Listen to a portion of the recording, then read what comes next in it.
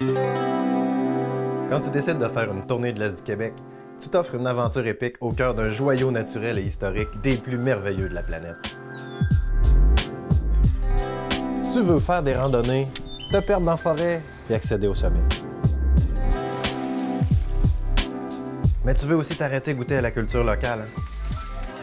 Que ce soit littéralement grâce aux artisans et toutes les microbrasseries qui parsèment le chemin. Ou figurativement, en profitant d'une chute ou du bout d'un quai rocheux parfait pour lancer une ligne à l'eau, pour faire la rencontre des gens de la place et prendre le temps de connecter un peu. Je croyais que c'était blanc, maman. Évidemment, sur un parcours de 1500 km, tu veux aussi te reposer dans ton camping, en nature le soir venu, profiter du bon temps autour d'un feu et dormir à la belle étoile.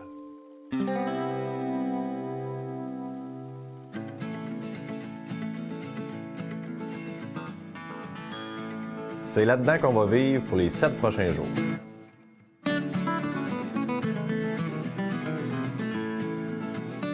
On vit un peu plus à l'écart avec le strict minimum, puis on improvise en cours de route.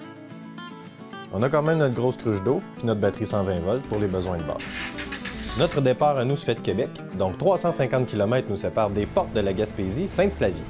On enroule 300, quand même pas pire, et on s'arrête ici, dans le Bas-Saint-Laurent, à Saint-Fabien. Un petit peu de solide dans l'estomac et hop, on est en quête de notre premier lieu pour aller camper.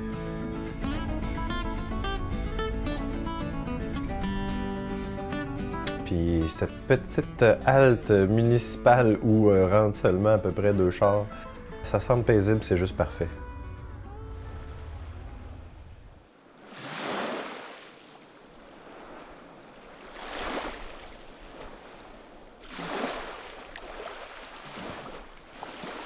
T'as quand même environ 700 des 1800 habitants de Saint-Fabien qui sont à Saint-Fabien-sur-Mer.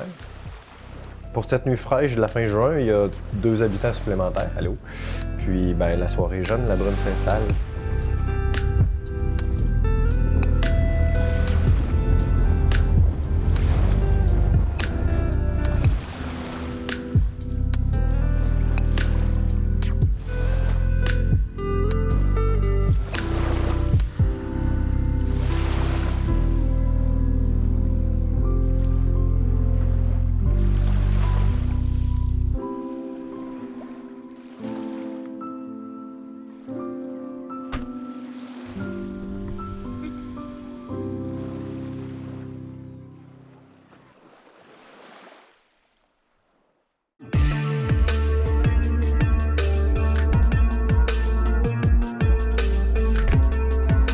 Un petit café matinal à la Marina du Bic et hop, on est reparti pour mettre derrière nous la route qui nous sépare des portes de la Gaspésie, Sainte-Flavie.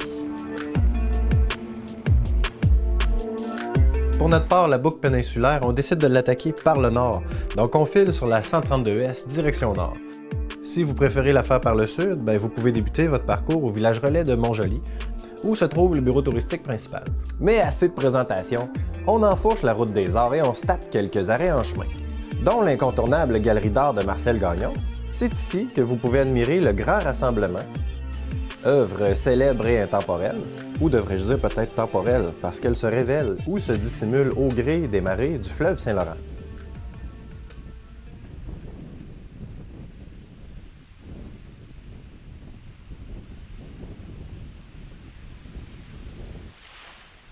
Le fleuve Saint-Laurent, c'est évidemment l'éternel compagnon tout au long du parcours.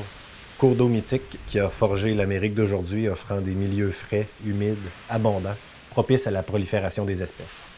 Fait que traînez-vous donc une petite canne à pêche, hein, parce que le fleuve regorge d'espèces de poissons savoureuses, comme le saumon ou le bar rayé, qu'on a le droit de pêcher sur toute la périphérie. Comme à Sainte-Anne-des-Monts, où des pêcheurs s'activent sur le quai dans l'espoir d'accrocher un beau gros bar rayé.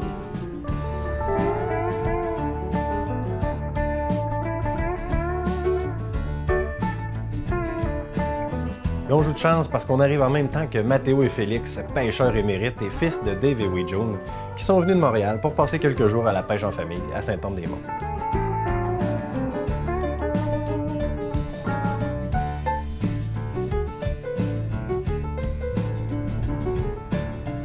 Le bar rayé est présent en abondance dans les eaux de la Gaspésie.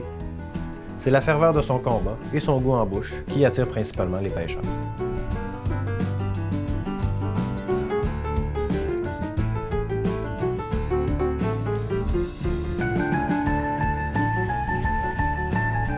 Il peut mesurer jusqu'à 90 cm et vivre 20 ans.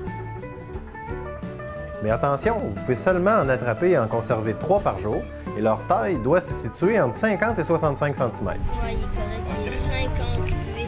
Mais ça devrait être amplement suffisant si c'est juste pour se faire un petit lunch en voyage.